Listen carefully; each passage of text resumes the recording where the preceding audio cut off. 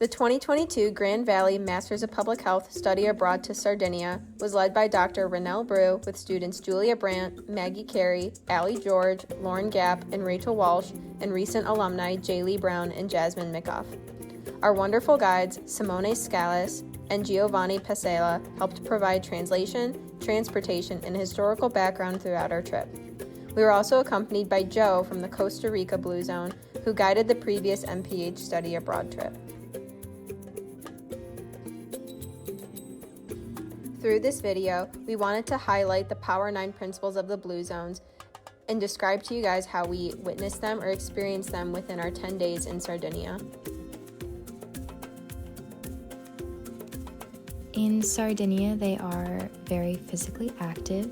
We experienced this through visiting a local shepherd who gets up very early each day and works long hours walking around the land, taking care of the animals, and being physically active. We experienced physical activity ourselves through 4 different hikes that we did throughout our time there, that some were hard work and all were very beautiful.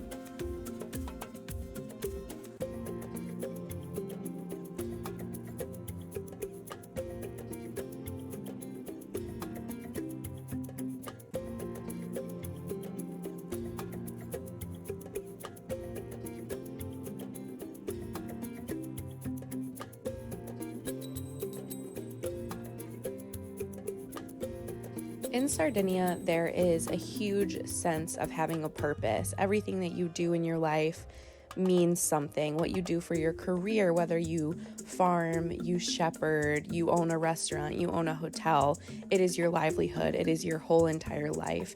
And we saw a lot of that at the hotels we stayed at or the restaurants we visited. They take great pride in what they do and how much effort they put into their careers and what they love to do, and that really gives them a strong sense of purpose, more than we see here in America.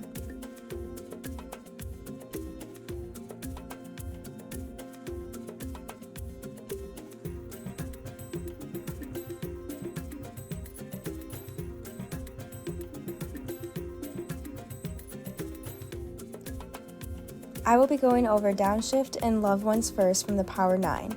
We experienced downshift in Sardinia when siesta occurred between the hours of 3 and 5. Almost all shops and restaurants closed and the streets became very quiet. This allows for Sardinians to recharge from the stress of life, and it leads right into their traditional wine at 5, which they commonly share that hour with loved ones. Sardinians heavily invest in their loved ones. Meals are shared together, and we experienced many people dropping in and joining us for dinner without even knowing us. We always saw parents and grandparents together on walks or eating together. This is where we saw loved ones first come to life. Another example of this was during a visit to a family up in the vineyards. A husband and wife had built their home from the ground up and included their children within the walls, represented by stones and mosaics. This shows Sardinians' commitment to loved ones and investing in their families with time and love.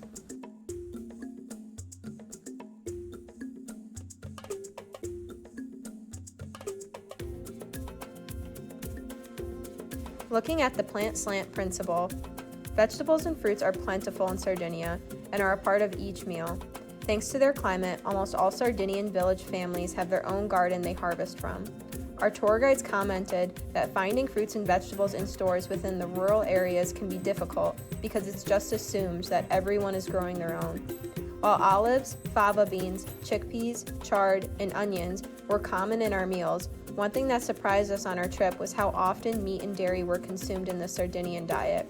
This was noted as being more of a recent addition to the Sardinian diet, since with modern advancements, meat and cheese are made easier and more plentiful.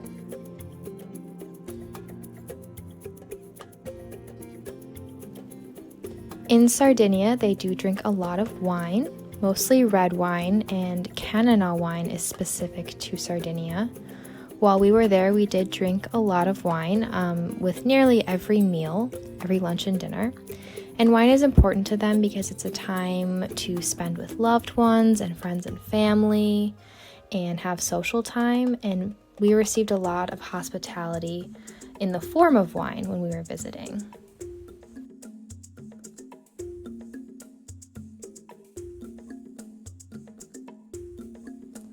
We saw having the right tribe in Sardinia so much. I would say it's one of the things we saw the most. Our tour guide had invited us to his home a couple times. We had dinner, we met his family, his children, his wife, and to see them interact was fantastic.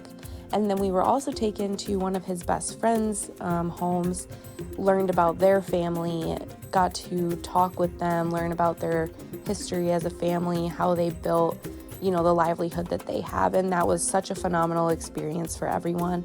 And I really think having the right tribe in Sardinia is so important, and making sure the people you love know that you love them is something that they value so much. And it's something we saw constantly throughout the trip from start to finish, and it was really fantastic to experience.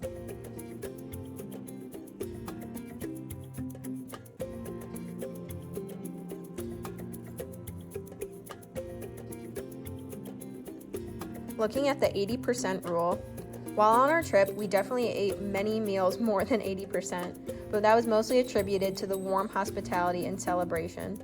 Day to day, Sardinians catch, collect, and prepare all their own food from scratch, making it easier to understand the work and effort behind preparing a meal, which in turn can prevent unhealthy habits and overeating.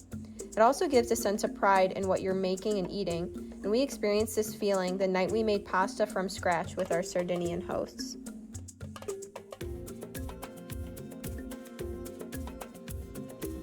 Sense of belonging. While many Sardinians belong to a religious affiliation, the strong cultural ties to Sardinia provide a sense of belonging and identity for almost all of the people we talk to. Like our tour guide stated, "I'm not Italian, I am Sardinian." Sardinia is rich in ancient history and unique traditional customs that differ from mainland Italy or other areas of the Mediterranean. We experience this cultural identity through learning about traditional masquerade celebrations, historic Sardinian ruins, and even by picking up some of the unique Sardinian language. One piece of the language we learned is the traditional cheers, "A Cantanos," meaning, "May you live to 100. Sardinians knew the island was a special place long before Blue Zones, and we are thankful to all our hosts and the Sardinian community for letting our group experience it.